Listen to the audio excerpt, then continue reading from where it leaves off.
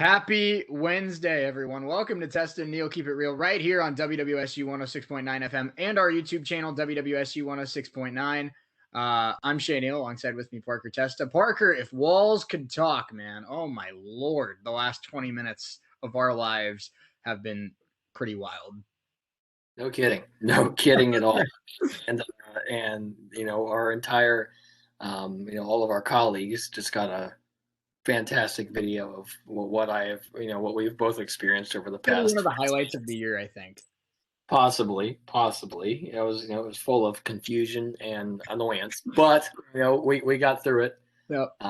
and we're here. Happy Wednesday, everybody. And we've had a lot of, emotions on all ends of the spectrum. We had our music director, Bella, said she's never laughed harder. And then the editor-in-chief of the Guardian Media Group, Mackenzie, she's like, what did I just watch? And I feel like that's a common, that's a common feeling that most people are expressing when they see that video. What did I just watch? We don't know. Yeah. But it's great.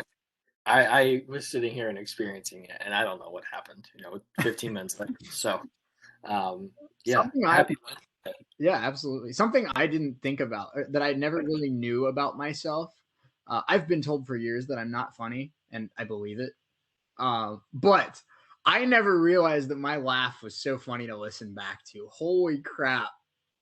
Like hearing me laugh throughout the course of that video made me laugh 10 times harder. I haven't heard you laugh like that ever. Yeah, it was pretty great. I don't express emotion a lot, I don't feel like. So it was pretty funny. But we have a big show for you today. MLB All-Star Game just wrapped up. Vladimir Guerrero Jr. wins MVP as the American League continues to make the National League All-Star team their B word over the last decade. I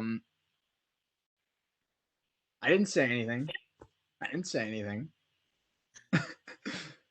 You've lost 8 in a row at this point. What else do you want me to say? It's sad. You're playing like the Pirates. Yeah. And the home run derby was a blast. Oh, that was fun. It was so much fun to watch. And Polar Bear Pete's got a calling, man. He's the king of the derby. He does. And the unsung hero of the derby with Alonso was Dave Joust. Mm-hmm. He was putting those pitches in the exact spot that Alonso wanted. And he was, it seemed like every single swing was, 450, even, more so to left field. How about Juan Soto hitting 528 feet in that first round? I know that it's easy to hit them out of course, especially when you're a professional athlete. 528 feet is stupid. I don't care what park you're playing in. Yeah, and 2 records were broken.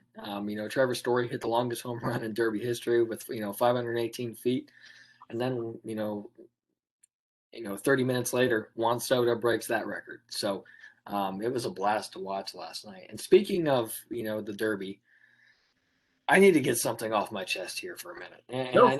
And I know he's apologized for it, but still, there's no tolerance. I will say before we get into this, I share the same opinion as you. But I will say before we get into this, I don't think Stephen A. meant it the way it was taken, but he definitely should have worded it so much better. He should have, and there's no place for anything like that, And if you miss what he said, kind of putting a, is paraphrasing here. He said that since Shohei Ohtani needs an interpreter, he should not be the face of baseball because he can't speak English, and I think that's complete ignorance and stupidity is really what it is. And I personally think Shohei Ohtani is the perfect face for baseball.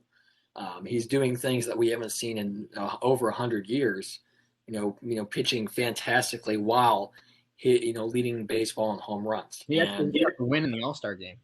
Right, and this is something that has no place for this, and we. And like you said, I know Stephen A. didn't mean it to come out like that, but the reality is it's how people took it, and it was wrong. And I know Stephen A. knows he was wrong to word it like that, and like you said, he didn't mean what he didn't mean for it to come out like it did, but still no place for it. No, absolutely not. And two things that I wanted to throw in is little known fact. I didn't even know this until like a day or two ago. Shohei Ohtani does speak very good English.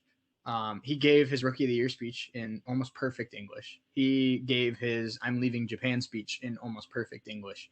The reason why he has an interpreter is because his translator is a lifelong childhood friend of his, and he wanted to give him a job opportunity in the United States.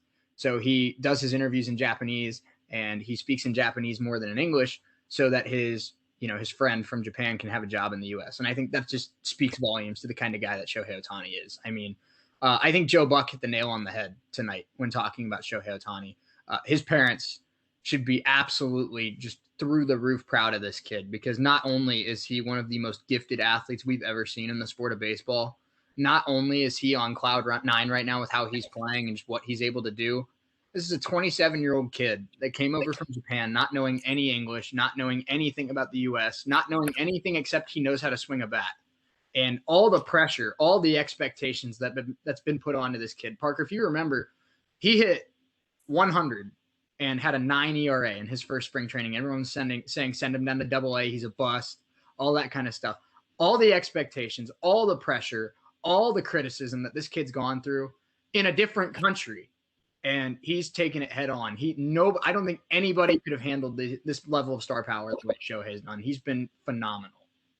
He has, and Jeff Passan put it, better than anybody could. We're recording this Tuesday night, but this morning on First Take, he said, for a guy coming to America with, the clothes on his back, not knowing what the future is going to hold for himself. He leaves his family, leaves his culture, and leaves, Japan to pursue the American dream. And he's done that and more so. Yeah. So what he's done for baseball is something that we will only see once in a lifetime, and maybe not even once in multiple lifetimes, because it's just fantastic what he's doing. So Shohei, I know you're not listening to this, but if you are, we applaud you. He is. I'm pumped. We're loving what you're doing. Keep doing it. Yeah, absolutely. And I think that, like you said, Passan nailed it. I mean, baseball, the stars, the faces of baseball should be based around the guys who play the game at a high level and the guys who attract fans of the sport. One of my favorite players growing up, I know he's one of your favorites too, David Ortiz. David Ortiz speaks pretty good English now, but the first half of his career, he didn't speak a lot of English. One of the greatest hitters of all time, Sammy Sosa, didn't speak English until very late in his career. Ichiro didn't learn English until he was in his early mid-30s. So I don't think the language has anything to do with it. My personal opinion, and I think an opinion of the vast majority of baseball fans around the world, because this is a global sport. The Major League Baseball may be played in America and, of course, Toronto as well, but this is a global sport. I think the vast majority of its fans would agree that what I want out of the faces of baseball are guys that play the game at a really high level. And for me, the people that come to my head, Mike Trout, who is American, that's fine. But two guys that I really love that are not, American, Vladimir Guerrero Jr., All-Star Game MVP tonight. What a stud he's been. He's only 22 years old. And Shohei Ohtani. I think right now, you think of the faces of baseball, I think two guys or maybe three guys come to mind. Ohtani, Tatis, and DeGrom. Those are the three that come to my head. Yeah, me too. And Ohtani comes to mind for me as well. Tatis, Betts is another one, also. That's a good point. Right, and there are guys like that. They're not always American. I saw a statistic that like 26 or 28% of MLB players are foreign players, and they make the game better. They are. I look forward to the World Baseball Classic every single year because USA doesn't always win. That's the beauty of it. Exactly. Because a lot of these foreign players play for their home countries. So, and you really get to see the talent from across the world. And possibly future MLB talent. So this is great for baseball, and it's something that I think baseball should embrace, because given the popularity issue with baseball over the last 5-10 years, it's become an issue to where people are tuning out. They don't want to watch, the Right. same old guys who do the same old stuff. So Shohei is doing something that no one has ever seen, in this Right. lifetime. So and it's making people, want to tune in, and that's awesome to see. Yeah. Two things. I think that the first thing, I mean, how from a young age watching the Little League World Series, I mean, watching the USA teams is cool and all, but my favorite part of the Little League World Series is watching, Japan or Mexico or Colombia, or one of my favorite teams of all time, Chinese. You remember the Chinese Taipei team that won it all back in like 2012 or whatever? That team was so fun to watch. South Korea always does well at the Little League World Series. It's so fun to see all this talent come from all over the world. And eventually, like we said, if you're good, you'll make it to the MLB. And Shohei Ohtani is very, very good at what he does. He's the best pitcher on the Angels, probably one of the 10 best pitchers in the American League. And right now, he's the best hitter in the American League, too. Yeah, he is, and major props to him. He's bringing popularity back to baseball. Like I said, people are tuning in because they want to see Shohei throw 100 and then go out and hit a 450-foot bomb that comes off the bat at 115 miles an hour or something like that. Yeah. So people tune in for that kind of stuff. That's why people tune in. They want to see a guy throw really hard and then hit a moonshot. And that's something that we don't see ever. We haven't seen since Babe Ruth, and none of us saw Babe Ruth, unless you're over 100 years old watching our show. Which if you want, props to you. Yeah, props to you, and we appreciate it. And you probably have better things to do, so we appreciate it. But yeah, this is once in a lifetime stuff we're seeing from Shohei, and I'm loving it. Yeah, no doubt about it. My final two things on this before we dive into our college football preview today. Colin Cowherd said today on the Herd that the new slogan of baseball should be Shohei Ohtani, Babe Ruth, but better. And I think that's jumping the gun. I know there's been a lot of expectations put on this kid, but I think saying that he's better than Babe Ruth is unfair, even for him, who's knocked every single expectation out of the park so far, quite literally. But Colin's not entirely wrong here. I think when it's all said and done, he could be Babe Ruth, but better, because Babe Ruth was a dominant pitcher. Babe Ruth was a dominant hitter, one of the greatest hitters of all time. He hardly ever did both at the same time. When he was in Boston, he only hit 49 home runs in 8 seasons. When he was in New York, he only started 2 games. He never did both at the same time. What we're seeing out of Shohei Ohtani is absolutely unbelievable. It's never been done before.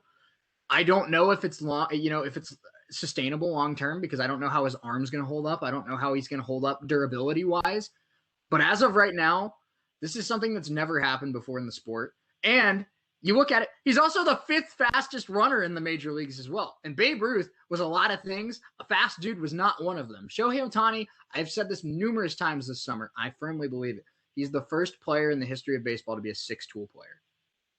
He is. And I keep saying it because I have no other words.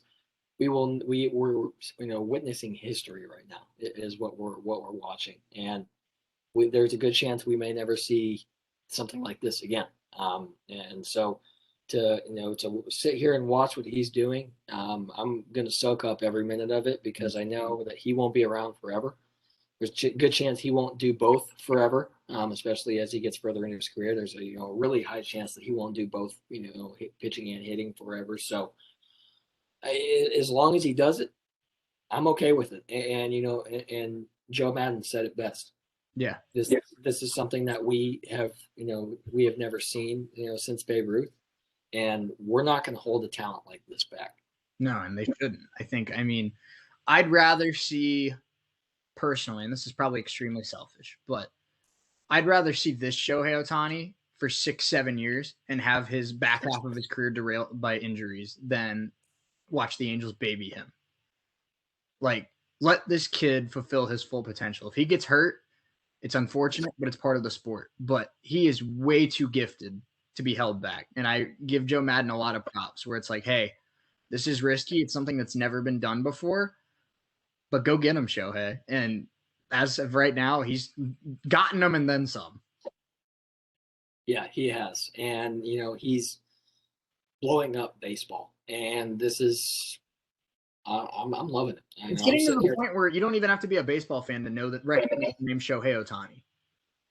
No, no, and this is. I'm sitting here watching this, and I'm sitting like, wow.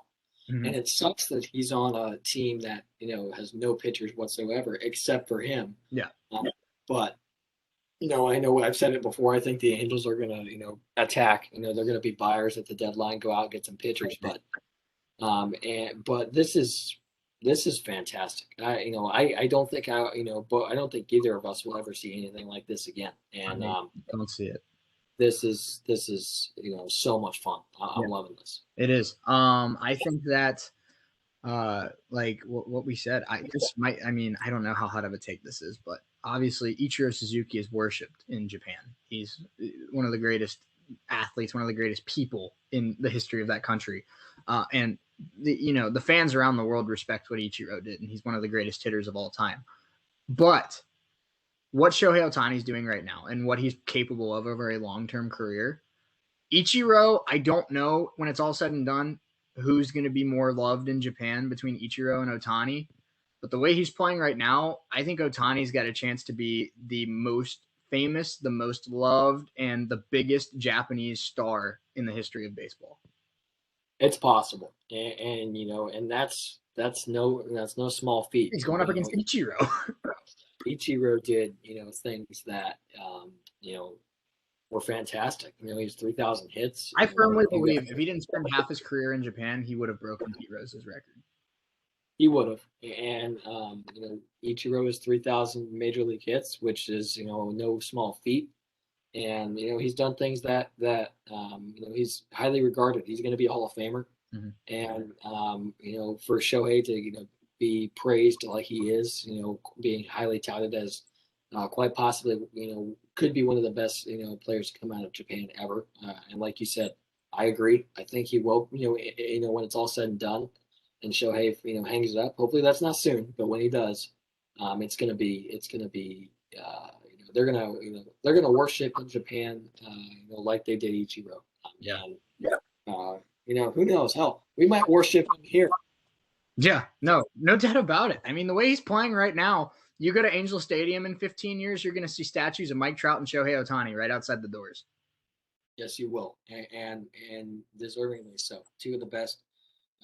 When it's all said and done, it could be two of the best players of all time. They could, and I think Mike Trout is pretty darn close. If he gets a couple rings, he's pretty close on that. And if Shohei continues to do what he's doing, I have no doubt in my mind that he deserves a statue outside Angel Stadium. Well, even he's 27 years old, so let's assume he plays a 12-year career. Okay, he wins, let's say 10, 12 games a year as a pitcher. Let's say he hits 25 home runs a year as a hitter. He retires with, let's say, a 270 average. That's probably about where he'd end up. That's a total of, he's on pace to hit 66 home runs this year, by the way. He's like on track to compete with Barry Bonds' record. But 25 home runs a year over a 12-year career, that's 300 home runs for his career. Assume maybe almost 1,000 RBIs. And then on the mound as well, 12 wins a year for 12 seasons is almost 150 wins. I'd assume he'd retire with an ERA below 4. If a guy's retiring with a 270 average, 300 home runs, 1,000 RBIs, 150 wins on the mound with an ERA below 4, if that's not first ballot Hall of Famer, I don't know what the hell is. It's numbers, and of course this is all hypothetically speaking, but those are numbers that deserve you first ballot Hall of Fame. You could get into the Hall of Fame with those numbers as a hitter, and then you throw in 150 wins on the mound. Yeah, and like you said, this is a guy that's putting up insane numbers. He's on pace for 60 something home runs, possibly. He has a shot at Bonds' record, like you said. So my eyes are glued to Angels baseball right now. Yeah, and he's 27 years old. He's been in the league for 2.5 years, but I will say this now. I don't think it happens, but if he does this in the second half, what he did in the first half, if he breaks Barry Bonds' record, he's already the most famous Japanese player in the history of baseball. He is, and that's That's not to discredit anything that Ichiro did, No, because Ichiro is one of my favorites, of all time. But um, this is something that we will never see again. no. And I'm going to soak up every minute of it, because you know it's history, Yeah, folks. This is history, that history in the making, and I'm watching every bit of it. absolutely. I'm glad that I live, or I'm glad that I'm a fan of a team that plays in the Eastern time zone, because I have now the daily routine. Reds play at 7 or 8. Watch them. When that game's in the books, I turn on Shohei Ohtani. That's how it's worked for about 2 months, and that's how it's going to work until September. Right. And so it's going to be like that for the rest of this year, next year, year after that. Wherever Shohei is, my eyes are glued to that city and that team. Absolutely. Well, I did not anticipate spending 40 minutes on this, so we're going to shuffle the show around a little bit, okay? What we're going to do right now is our NFL topic and our MLB superlatives, which I'm really excited about today. We're going back to high school. It's yearbook day. We're voting on our superlatives of the first half, and I'm excited for that. And then I should have dug out my old high school yearbook. We could have done like some of the funny ones, like class clown, like who's the funniest player in the majors and all that stuff. For me, it probably Tatis. I know you're a Dodgers fan, and I know you're not supposed to like the Padres. I don't know if you heard that interview that he did today with Joe Buck in the All-Star game. Uh, I don't know how you dislike that kid. I get that he sometimes makes some boneheaded errors. I get that he plays for a team that it's easy to dislike. But that he's always smiling, he's always laughing. You can tell he loves the game of baseball. He's very passionate about what he does. Him and Ohtani are godsends on the sport, because it's exactly what baseball needed to be the new face of the brand. Yeah, and this is we've seen the exits of guys like Jeter, guys like Ortiz, guys like among others, but baseball's been looking for that face for a while. It was Betts, it was Judge, and among others. But there's no doubt in my mind right now that Shohei, Tatis, DeGrom, guys like that are the faces of baseball, and I have no argument against any of them, because they're all playing great baseball right now. Yeah, Tatis. Tatis is the flashy guy. Tatis is the guy that everyone's attracted to because he's 22 years old. He's on top of the world. It seems like half the time he might win MVP as a 22-year-old. Jacob DeGrom's the best pitcher on the planet, playing in New York City, having one of the greatest seasons in the history of baseball by a pitcher. And Shohei Ohtani is doing something we've never seen before. So I think when I think of, and this could be a fun little thing, the Mount Rushmore of baseball right now. The four guys that come to your head when you think of the faces of the game. For me, Ohtani, Tatis, DeGrom. It's tough. Part of me really wants to say Nick Castellanos. I think he's a really likable dude, but I don't think he's on that Rushmore. I'm gonna go Judge. Yeah, for me, this is an interesting question. Otani is on there, of course. Tatis is on there. Um, I gotta go to Grom as well, because he's putting up numbers that are insane. Mm-hmm. Um, this is tough, man. I I really want to say Judge. I really do. Judge is But such a likable dude. I hate how likable Aaron Judge is, because I hate the Yankees, but every time I watch Judge or listen to a Judge interview or something, I'm like, man, he's such a cool dude. Why did he have to play in New York? yeah, it's this one's tough. I like Judge. I hate the Yankees with a burning passion, but Me too. it's hard not to like Judge. So that fourth one for me is one I think you'll agree with, and it's Vladdy Jr. The two? Vlad Guerrero Jr. Okay. Yeah. I think he's like somewhere between like 5 and 8 for me. He wasn't far out of the top four. I think another guy that you can throw into that is another one of the young stars of the league, Ronald Acuna. I think he's up there. I think Juan Soto's up there. And honestly, this is trying my best to keep the Reds fan out of it. But what he's been doing over the last year or so, I think Nick Castellanos has entered the discussion as one of the most liked players in baseball. Yeah, and it's certainly a valid point. And Castellanos is a guy who, he may not be with the Reds next year. He may, be somewhere else. But we all know he's worshipped in Cincinnati.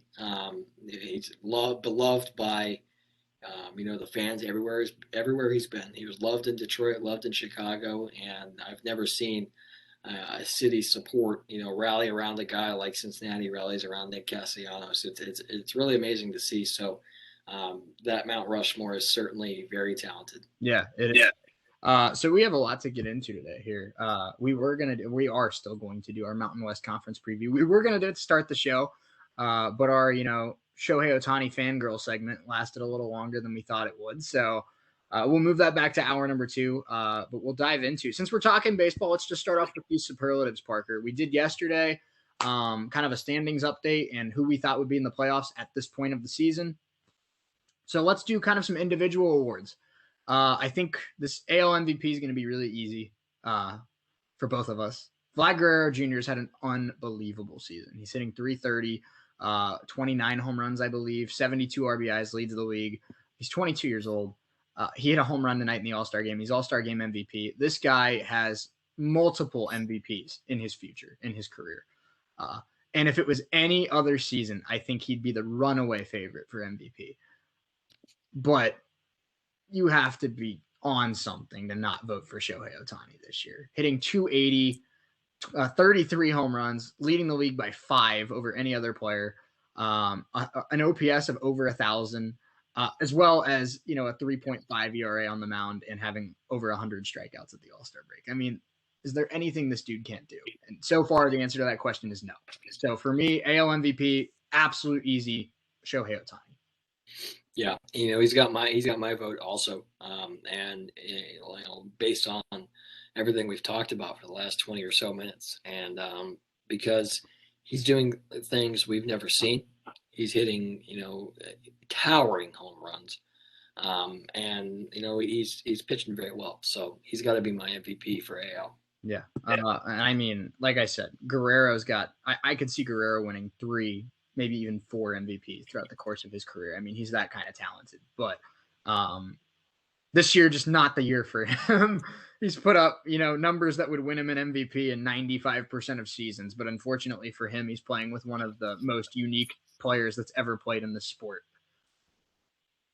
Yeah, he is. And this is something that we haven't seen in a long time. And as good as Vlad Jr.'s playing, there's no doubting how good Shohei is, and he's he's earned this.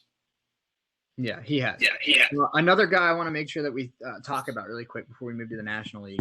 I don't think he's going to win MVP. He'll get some votes. I don't think he's going to be up there with Guerrero and Ohtani at the end of the year. How good has Cedric Mullins been this year for the Baltimore Orioles? Hitting 316, 16 home runs. I believe he also has like 19 stolen bases. He plays a really strong center field defensively. He steals bases. This is a 5-tool guy, and I know the Orioles stink, and I know they're, kind of in the middle of a rebuild, but they have Rutschman coming up. They have a lot of talent in their farm system. Cedric Mullins looks like he's going to be one of the cornerstones of the next really good Orioles team. Yeah, he does, and I'm loving watching this. And Mullins is really good, and he's a lot of fun to watch. For an Orioles team that's not that great, and they've struggled vitally, but they're a lot of fun to watch, and Mullins makes them fun. Yeah, he does. Yeah. Let's move on to the National League MVP race. Unfortunate that Ronald Acuna Jr. suffered a torn ACL and will miss the rest of the season. I think he was in that conversation. I do. Jacob deGrom, definitely in that conversation. He is probably at least at the All-Star break, he's probably the pitcher with the best chance of winning MVP since Kershaw won MVP. Another guy I really like, Trey Turner. What a year Trey Turner's had for the Washington Nationals. But for me right now, I think it's between Tatis is also in that conversation. But for me, I think it's between 2 guys right now, deGrom and Castellanos. It's so tough for me. I think deGrom's having the more historic season. But if you look at it, 2 things that I very much value when I look at an MVP is how often do they make an impact? Nick Castellanos plays every day. DeGrom can't help it, but he only pitches once a week. And how many wins have they contributed to? Jacob DeGrom, the best pitcher on the planet. I will not dispute that. I don't think many people will. Unbelievably gifted.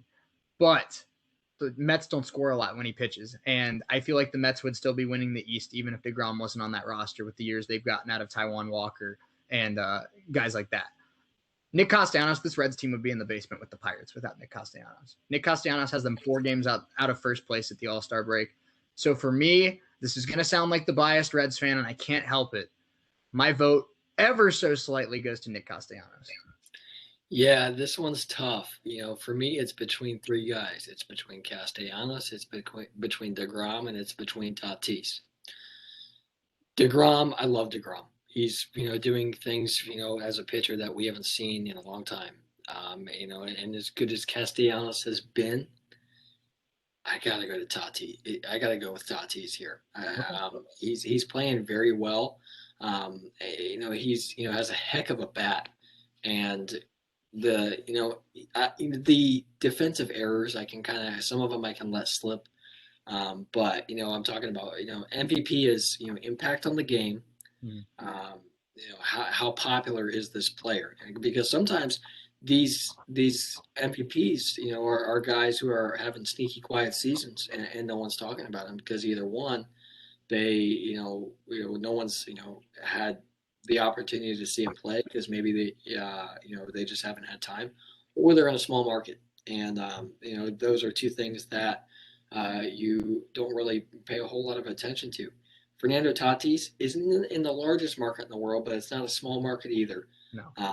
And he's doing things that I've loved to see. It pains me to say that, as a Dodgers fan, but there's no doubting how good Tatis has been. My my pick for NL MVP at this point is Tatis. Okay. Cy Young Award at this point in the season. For the AL, I think it's between 2 guys on the same team. I do. Kyle Gibson's had quite the year for Texas. Garrett Cole got off to a strong start, but he's kind of fallen off as of the last month or so. I think it comes down to 2 guys on the team winning the AL Central, and that's the Chicago White Sox. Lance Lynn, what a trade that has been. Lance Lynn's been an absolute baller this year for the Chicago White Sox. 9-3, an ERA below 2. Oh, man, how good has he been? And then my pick right now, this is the guy I'm going to vote for. As good as Lynn has been, I think this guy's been even better. He's thrown a no-hitter, and his story is just what a script for a movie about a Cy Young Award winner, a guy that was the 3rd overall pick, struggled with injuries, struggled with inconsistency, was DFA'd, signed back to a minor league deal, made the team, and now he's pitching with an ERA in the 1.7s with a no-hitter this year. My vote for AL Cy Young, Carlos Rodon. What a year he's had for Chicago. He's been fantastic, and I'm taking the first guy you said in that segment. Lance Lynn's been really good. Yeah. I love this. I love the story of Rodon. He's been really good. Both these guys have, and credit to Tony La Russa for having some struggles and working out the kinks early, but he's got the Chicago White Sox team in a perfect spot right now. He does, and I'm taking Lance Lynn here, but both those guys have been really good. Yeah. It's even scarier because the White Sox are running away with the Central, and something that we haven't talked about a lot this year. Lucas Giolito, he hasn't been terrible, but he hasn't been the Lucas Giolito of the past 2 years or so. If that Giolito comes back before October, this might be the biggest 3-headed monster in the playoffs of Rodon, Lynn, and Giolito, because you also would have Dylan Cease coming out of the bullpen, and don't forget about Dallas Keuchel as well, who's not the same guy he was 6 years ago. But if you're in a playoff game and Dallas Keuchel is the guy on the mound, there's very few guys I have more confidence in. Dallas Keuchel knows how to get outs in big games. He does, and this pitching staff in Chicago is one I love.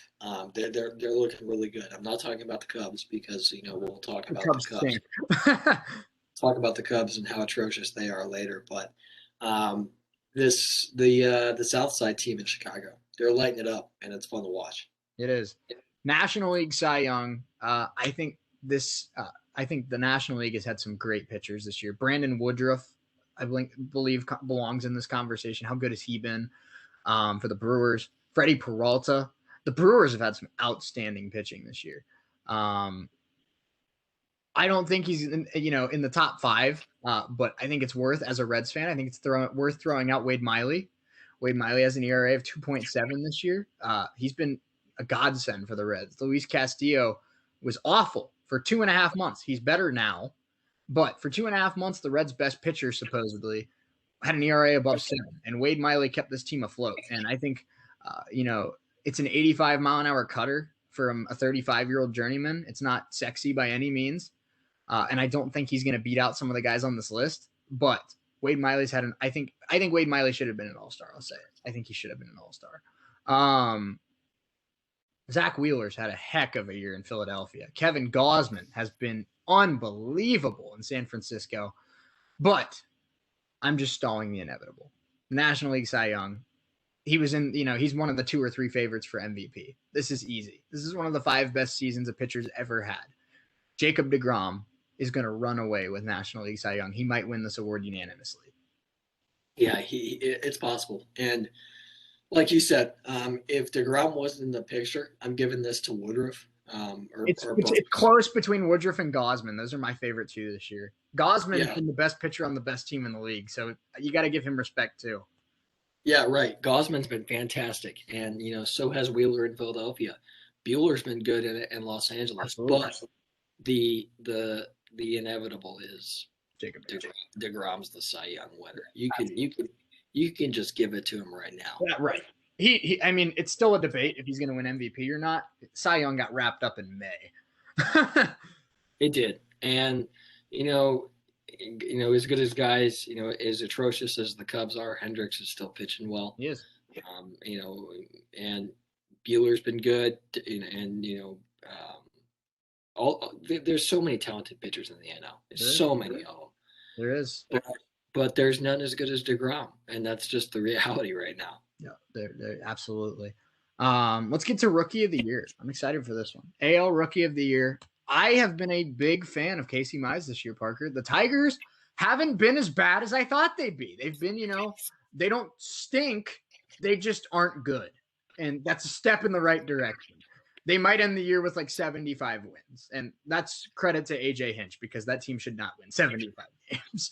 But Casey Mize has looked like a number 1 overall pick this year. He's been really, really good. And they still have a lot of really talented guys. Tarek Skubal, Matt Manning, Eric Haas has been outstanding this year. Akil Baddoo, Spencer Torkelson, Willie Castro, Victor Reyes. This Tigers team is fun. I like them a lot, and I think they're going to be good before the Royals are good. I think they're going to be good probably before the Twins are good again.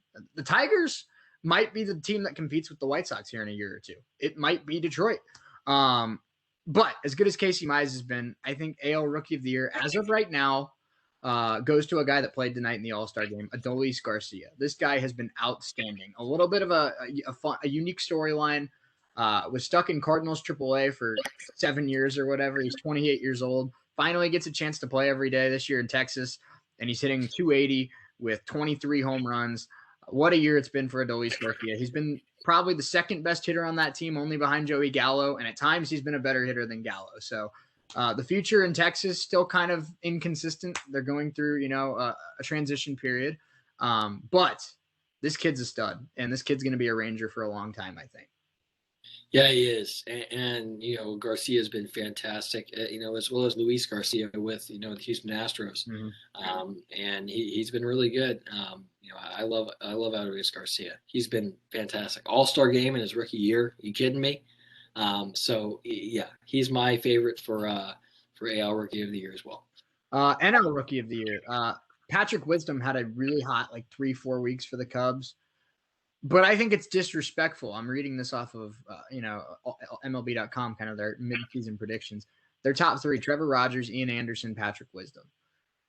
Ian Anderson and Patrick Wisdom are terrific players. And I think Trevor Rogers deserves to be the favorite right now. He's been outstanding. He's an all-star this year with the Marlins. But I wouldn't be a Reds fan if I didn't stand up for these 2 guys. I think they deserve to be in this conversation. Jonathan India, Tyler Stevenson. Tyler Stevenson hitting 280 as a rookie this year. 3 walk-off hits as a rookie. This dude, he puts the clutch in catcher. He puts the C in clutch and the C in catcher. It's from Tyler Stevenson. He's got an OPS over 800. Parker, I might be jumping the gun on this, but when I see this kid swing the bat, he looks like a young Buster Posey. He's got plate discipline, maturity. I've never seen out of a 23-year-old kid, let alone a kid behind the plate.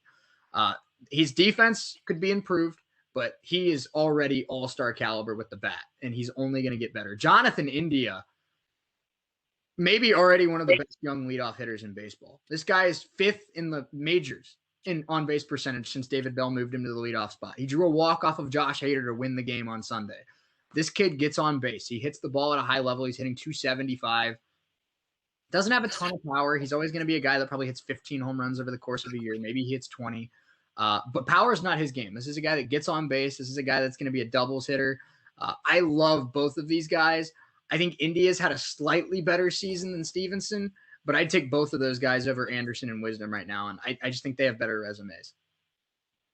Yeah, I think so too, and it's real close.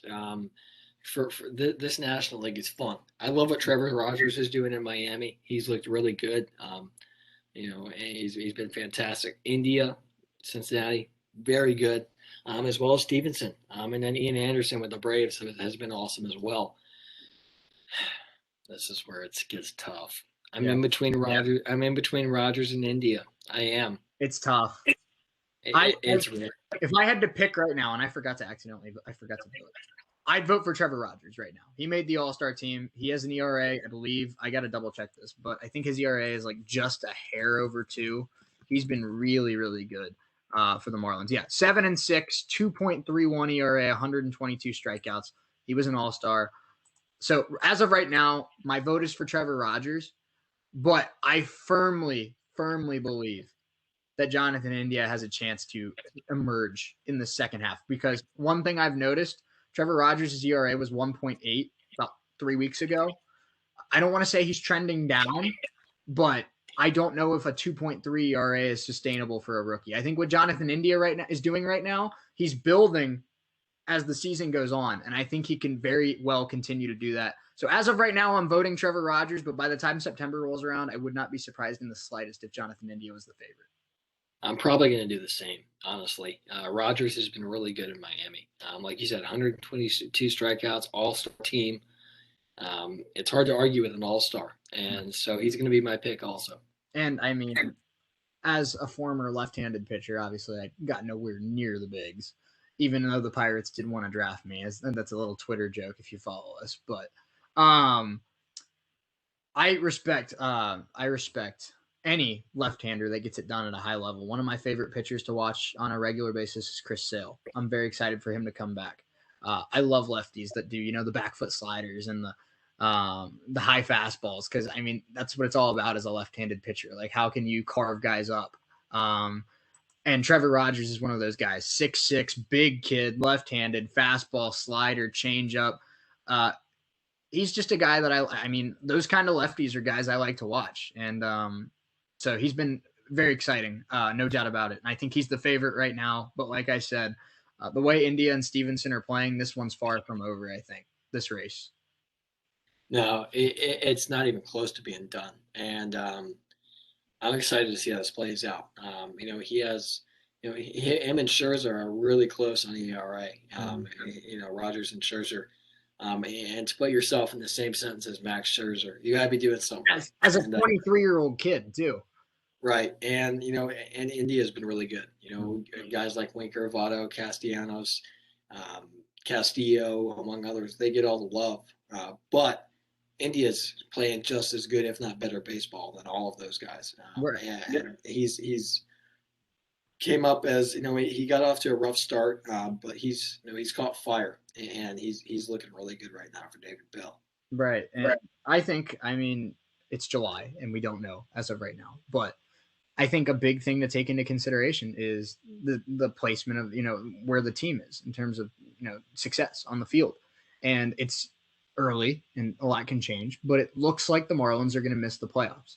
If the Reds can continue this little roll they're on and say they make it into the playoffs, whether it's as a wild card team or they win the NL Central, if Jonathan India can say he's the leadoff hitter on a team that's in the playoffs, that might be enough to put him over the top. Yeah, good. And, this playoff push is going to be huge. The Marlins are kind of, iffy right now. I don't know how to take the Marlins. They're a good team, but they're not a good team. It's hard to evaluate them. Right, and they're tough to they're, like you said, tough to evaluate. I don't know how to take the Marlins right now. They made the playoffs last year, but they're kind of shaky this year. So I really don't know with the Marlins, and I don't know with the Reds either. No, I don't either. I mean, they I've watched every Reds game for like a month and a half, and I've seen games where they look like one of the 5 best teams in the league, and I've seen games where I'm like, wow, we're fighting with the Pirates for the #1 overall pick, aren't we? and this is tough because I've seen, we both have seen the Reds. They catch fire, and they're doing that now. They were really good before the break, but we've also seen stretches from the Reds that have been like, really, this is Reds baseball. But that's always been the Reds' biggest problem. They catch fire for a week, but then they have 4 or 5 bad games in a row, and they end up back at 500. What the Reds need, and what I'm hoping they can do outside of the All-Star break, they need a 2 or 3 week hot stretch. They need like 3 weeks. They need what the Brewers had last month. They need like a 3-week stretch where they go like 18-5, 18-6. They just need to keep this going. They have a big homestand coming up outside of the break against the Brewers, Mets, and Cardinals. Those are 3 pretty good teams. But if the Reds can win each of those 3 series, they might come out of that homestand in first place. And if they win those 3 series against 3 teams of that caliber, I mean, it's going to be hard to argue at that point that they're not one of the hottest teams in baseball.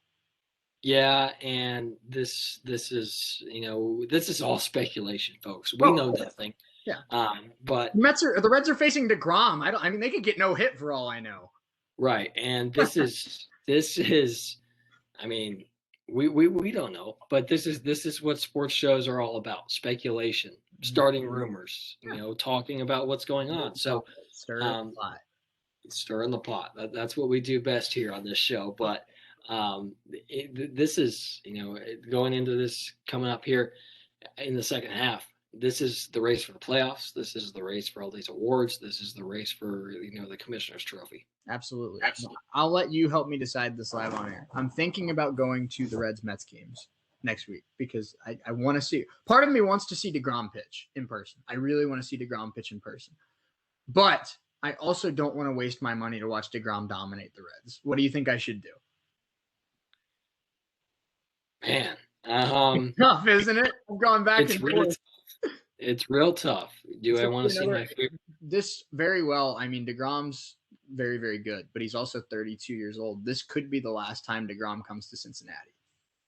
This is tough. Do I want to see my favorite team get, carved up? Or do I want to see possibly, one of the best I guess one of the best pitchers we've seen recently. It's how you perceive it. Like, is it the glass half full where I'm like, hey, I get to go watch one of the greatest pitchers of my generation pitch an hour away from where I live? Or is it the glass half empty where it's like, hey, I get to watch Jacob deGrom and that's cool and all, but he's probably going to throw 8 shutout innings against the Reds. Yeah, it's a tough line to walk. It is. So personally, if I'm going to Dodger Stadium and DeGrom's coming to town, as much as I want the Dodgers to win, I want to see DeGrom do what he does best. And to be fair, I don't know who's pitching that night for the Reds. If it's Castillo or Miley, obviously the Mets are notorious for not scoring when DeGrom pitches. So if it's Castillo or Miley, who, right now are the 2 hottest pitchers on the Reds, it very well could be 0-0 when DeGrom leaves the game.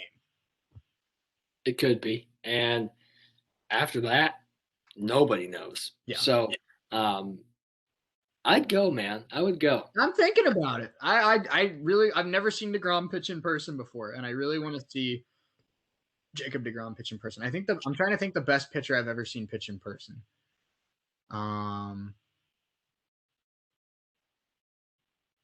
It's probably close between Aaron Nola, the year he was 3rd in the Cy Young voting, or prime Mad Bum when Mad Bum came to Cincinnati in like 2015. Yeah. Probably Mad Bum, honestly. For me, it's Kershaw. Yeah. No doubt. Well, the Reds haven't had a Kershaw. Well, that's fair. I guess I didn't evaluate Reds pitchers. I did go to plenty of Johnny Cueto games in my day. And when Cueto was a pitcher on the Reds, he was one of the 10 best pitchers in the league. So that's fair. The The greatest pitcher I've ever seen as a road team, probably prime Mad Bum. The greatest pitcher I've ever seen on the Reds, Luis Castillo, is an absolute stud, and I love him. But easy. My favorite pitcher of all time, my favorite pitcher right now, even though he doesn't play for him, my favorite pitcher until the day I die is Johnny Baseball. I love Johnny Cueto. Yeah, for me, the road pitchers that I've seen go into the home stadium. I went to Angels Red Sox where Sale was pitching, and that was fun. I usually go to games where it's a bad pitcher or a bad team because I like to go when I think the Reds have a chance of winning. So I don't go to many DeGrom, Scherzer games because I'm like, no, I'm not going. Scherzer's going to kick our butt. Yeah, and that's tough, especially when spending. Baseball game tickets aren't cheap. So, No. well, especially when you drop half a paycheck to go to some of these games. Right. You go, I mean, it's not just the tickets at that point. You also have to worry about parking. You have to worry about food. You have to worry about gas. You have to worry about, I mean, the whole package of going to a baseball game is multiple hundreds of dollars. Right, and I mean, but the the big picture is you get to see possibly one of the best pitchers that when it's all said and done, probably one of the best pitchers we'll ever see do it. Absolutely. I mean, DeGrom, I didn't want to say it when we first talked about it because I didn't know how you'd react to it, but I firmly believe that when it's all said and done, I think he'll easily be in this tier. But what I say tonight, or I mean, what I say right now, just the way he's pitching right now, this is one of the most talented pitchers of all time. And when it's all said and done, he might have one of the greatest resumes of all time. But I can say right now, if he retires tomorrow, that he was one of the greatest, most dominant pitchers in the history of baseball. He was, and that's if you argue with that, I question your baseball. You're just flat out wrong. I feel like you're just flat out wrong. Right. Watch a Jacob deGrom game ever. Like, I mean, we talked about there was one game like a couple weeks ago where he gave up 4 runs, I think, in 7 innings, and we were talking about what's wrong with deGrom. Send him down to AAA. I'm like, a guy gives up 4 runs, and that's an average day for like 80% of the league. Right, and I mean, he's done. Get him out of there. What's wrong with deGrom? He's having issues. The guy has an ERA around 1, folks. Stupid. It's so stupid. It's insane. It's stupid. He should not. That's not fair. I mean, we're talking about guys who have ERAs below 3 are good. Guys with ERAs below 2 are insane. He had an ERA below 1 for a while. Stop it. You quit acting. You're not Bob Gibson. You're not freaking. You're not Nolan Ryan. You're not Pedro in his prime. Quit acting like you're one of the top 5 pitchers of all time, DeGrom. No business being that good. No business being that good. None. And it's not fair. It's really not. And he's hitting like 414 and he's driven in more runs this year than he's allowed. He's allowed 6 runs all season. He has 7 RBIs and a 414 average. Unbelievable. Unbelievable. I mean, we talk about Ohtani. I mean, DeGrom's about as close to a two-way player as we have outside of Ohtani. DeGrom can hit. He can. And it's a lot of fun to watch. We talk about pitchers that rake. DeGrom's one of them. This can be a topic for another day because it's going to be a big topic at the end of the year. Do you vote to bring the DH to the National League? I do. I think as much as I like old school baseball, I think it creates jobs for a lot of players. And I think it's something that is good for the future of the game. I think there's, a handful of 5 or 6 pitchers that are really fun to watch hit. But if every team has a DH, I mean, every team has a lineup of 9 guys that makes it a lot tougher to get outs. And I think as much as I love old school baseball and as much as a former pitcher, I'll always love a good pitcher's duel. The future of the game comes in home runs. The future of the game comes in really big offenses and, swinging for the fences kind of approach. And I firmly believe that. And I think that the National League, I think it's about time that we have DHs in both leagues. But that's just me. For me, I'm torn on this. For reasons like DeGrom.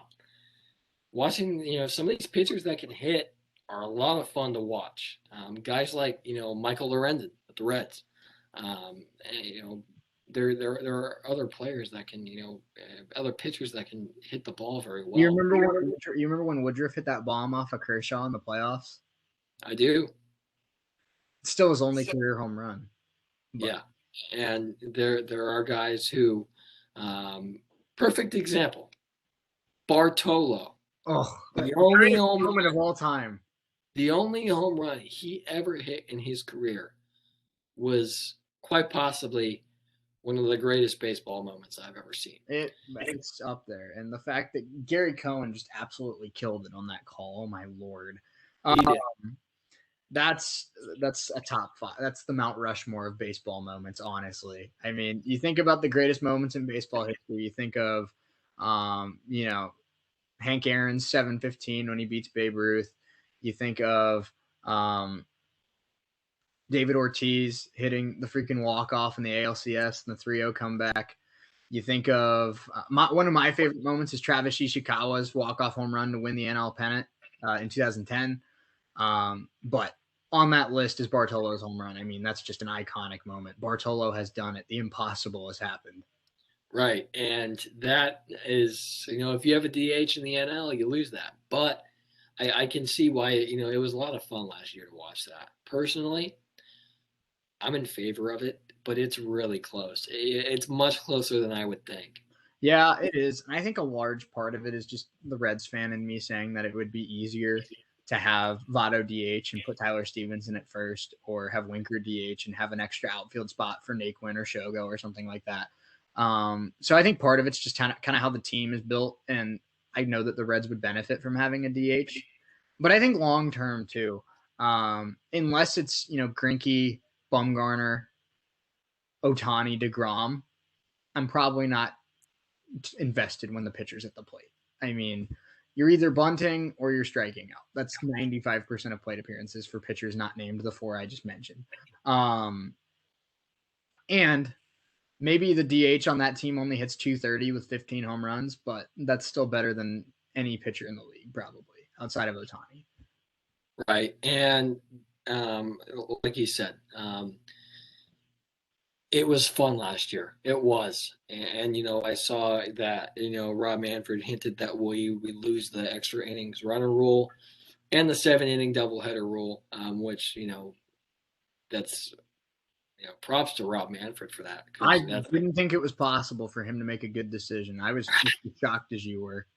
I didn't either, but, nobody likes either of those rules, except for Rob Manfred. But it's good to see him kind of listening to what people have been saying, and kind of knock out those rules. But if he brings back the universal DH, I'm all for it.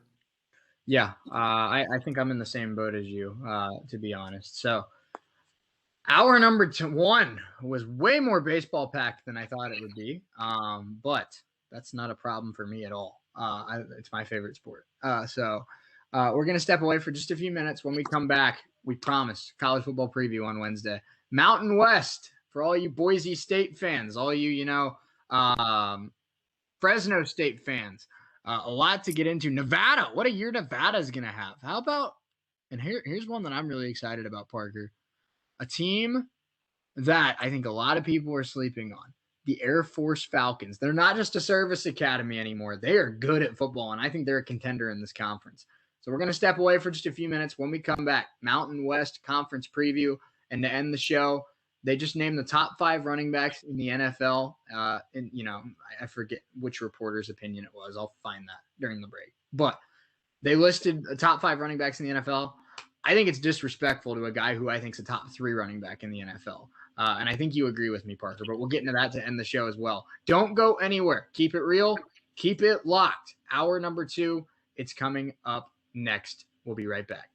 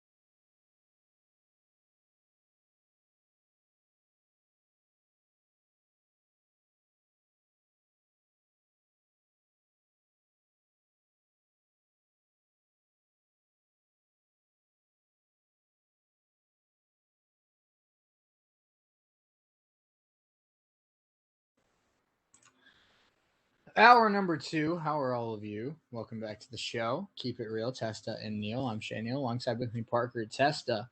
Um, Parker, I just sent you a GIF of Jesse Winker and Nick Castellanos, and I think it's the greatest thing I've ever seen in my life. It was part of the promo before the All-Star game today. Nick Castellanos is driving a car, and Jesse Winker punches him and says, "Punch buggy, no punch bags." And Nick Castellanos just looks like he's so agitated, and I love it. That's great. I'm gonna be That's using that. I'm gonna be using that GIF throughout the rest of the season. So, that was beautiful. Really, all in all, though, they did a great job with the All Star festivities this year. I think.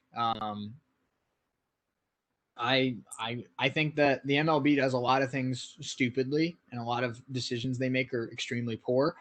But I don't think anyone really does All Star Weekend the way they do. I think the Home Run Derby, nothing compares to the Home Run Derby. Yeah, the Slam Dunk Contest is cool in the NBA, but not lately when it's just a bunch of no name bench guys that have good verticals. The 3-point contest, honestly, for me, is more fun than the dunk contest at this point. But I'd still take the Home Run Derby any day. Hockey, I don't watch a ton of hockey All Star Weekend, so I mean, I can't speak much to that. And then the NFL Pro Bowl is a joke. So I think baseball kills it in this department. I think the Home Run Derby is one of the greatest things there is about the sport. And the All Star game, they really do a great job with it. They get everyone playing time, which I think is really cool. And it's it's a game that isn't just a total joke. These guys are actually out there trying to win, trying to compete, and it's a lot of fun to watch. And I know that the National League lost their 8th consecutive All Star game tonight, but a lot of really talented pitchers and a lot of really talented hitters. It was a fun night to watch. It was, and props to Vlad Guerrero Jr. MVP. Shohei gets the win. It was a lot of fun to watch tonight. Liam Hendriks got the save as well. So I love MLB's social media account. But going back to what we talked about to start the show regarding Stephen A. Smith's comments on Shohei Ohtani, I mean, I love that they put MVP and then the Dominican flag and the Canadian flag, and then they put win and then the the save Australian flag, and then win Japanese flag, and then just 3 simple words, a global game. I love it. I love it. I mean, yeah, a lot of Americans hold down this sport, but I think some of the most talented guys, not just now, but in the history of baseball, are Dominican, Japanese, you name it, all around the world. This is a global game. And even though the highest league is played in the U.S., in the great, one of the greatest parts about any sport, if you're talented, they'll find you. And baseball has found guys from every single corner of the world. And it's really cool to kind of see it come together in the majors this year. Where, like I said, Liam Hendriks, Australia. How many baseball guys has Australia had? But Liam Hendriks, one of the best closers in the league. When you talk Canada, you talk Vlad Jr., Bo Bichette, 2 of the greatest, Canadian stars in the league now. Dominican, Ronald Acuna Jr. is an absolute stud. Cody Bellinger, Mike Trout. Obviously, we have our American stars as well. But I just love that, one of my favorite pitchers in the league, Luis Castillo, Dominican as well. So I just love the fact that, they come from all corners of the globe. And I think that's what makes baseball unique compared to some other sports. It's just the diversity that they have of, hundreds of countries. It does, and there are guys that embrace it, and I'm one of those people. I love seeing the talent that that comes in from other countries. It's really great to see. So what we've seen from these international players is fantastic. And throughout history, or Ichiro, Ortiz. There are guys, plenty of guys that are insanely talented. Fernando Valenzuela. There's so many talented players that have come from uh, Absolutely. other countries, and we're seeing that more so now than ever, and it's really great to see. Absolutely. Well, let's not stall any longer. We got to get into this. Our college football preview segment of the week, the Mountain West Conference, Parker. I'm excited for this one. We kind of, flipped a coin this week on whether we were going to do the Mountain West or the Sun Belt. We'll do the Sun Belt at some other point. But I'm very excited to talk about the Mountain West. This is one of my favorite non-Power 5 conferences in college football. Um, I think it has a lot of teams that are not just contenders for this conference, but contenders to play in New Year's Six bowls. I think there's a lot of really slept on talent in this conference. yeah, there is, and teams like Boise State, teams like Wyoming, Nevada, San Diego State, Air Force, so many talented teams in this conference, and a conference that doesn't get talked about a whole lot. So I'm excited to dive into this one. Absolutely, me too. One thing I will say before we get into it, I respect the fact that in the Mountain West Conference, their two divisions are the Mountain and the West. That's great, top tier. It is, Mountain West Conference. Simple Why but not? effective. Right. Well, why not? Make our divisions the two names of the conference. The teams from the mountains and the teams from the west. So, if it's pretty fitting. Yeah, it is. Let's get into it though. We'll start with the Mountain Division, and that gets us to. Let me. There we. Oh, hang on. I don't know why it wasn't letting me turn the page there. There we go. Okay. For those of you that are following along with me on YouTube, you'll have to forgive me there for a second, but I think we're good now. Boise State. Boise State's probably, the team that comes to everyone's head when they think of the Mountain West, and deservedly so. This is another Boise State team that looks like they're going to compete for another conference championship, and it starts at quarterback Parker. Hank Bachmeier. I like this kid a lot. As a true freshman in 2019, he threw for almost 1,900 yards, made a couple mistakes, had 6 interceptions, but that's expected out of a freshman. He is expected to be the starter this year, but they added some competition in the USC transfer Jack Sears, who's going to back him up. So it's going to be a fun QB battle in Boise this year. I think Bachmeier ends up being the guy. I think he has the higher ceiling. But credit, to this Boise State roster and, Coach in his first year, Coach Andy Avalos for, really enforcing the philosophy of competition. You can never have too many position battles on a team because that only makes everyone better. Right. And this is one that, especially at a team like, for Boise State, where they, eat, sleep, and breathe Bronco football in Boise. And Bachmeier was really good, 2 years ago with, in 19, like you said, almost 1,900 yards, 9 touchdowns, 6 picks. So, not the greatest, numbers, but he completed 63% of his passes. So, like you said, Bachmeier's the guy here. But, he has competition in Jack Sears, who was the 17th overall ranked prospect coming out when he came out to go to USC. So, Sears comes in. He's going to give Bachmeier a run for his money, but like you said, ultimately, I think Bachmeier wins this one. Yeah. Another part of this Boise team that I really, really like is their wide receiver core with C.T. Thomas, Octavius Evans, and Khalil Shakir. And it's an experienced group. A lot of athleticism, not a ton of size, but a lot of athleticism. Great route running. They really enforce route running at Boise. And Shakir, probably their most balanced guy. I expect big things from him. He's probably their number one receiver. He had 1,100 yards in just 6 starts last year. CT Thomas, 5'8", but an outstanding route runner with great game-breaking speed. And then Octavius Evans, only 6'1", but 210 pounds. He's the guy they're going to look to in the red zone. So I love this Boise State receiving core. They have a little bit of everything. They do, and Evans seems like the bigger guy, deeper threat, red zone guy. And then Thomas seems like the smaller, quick route runner. So two very talented options for Bachmeier and Coach Avalos. Yeah, absolutely. Really quickly on defense, I'm going to try and breeze through these a little faster so we can get through them all. But it's a pretty inexperienced defense. A lot of juniors that haven't played a lot of sophomores and redshirt freshmen that haven't played at all. But 3 senior starters that are really going to have to step up on this defense. One at each level of the defense. The guy down low is really going to have to step up is the linebacker Riley Wimpy. Kind of a unfortunate name for a linebacker, but He is quite the contrary. He's a very talented linebacker. In the secondary, the nickelback, boy, good Lord. Kikala Kaniho. I hope I didn't butcher that as bad as I think I did. And then the back, the free safety. You know, a lot of times the free safety, kind of the center fielder of the defense, Tyreek Jones has done a great job of that. 6'2", 205. He's a little bigger for a free safety. He can lay the boom a little bit, but he's an outstanding ball hawk as well, and he's going to have to hold down that secondary.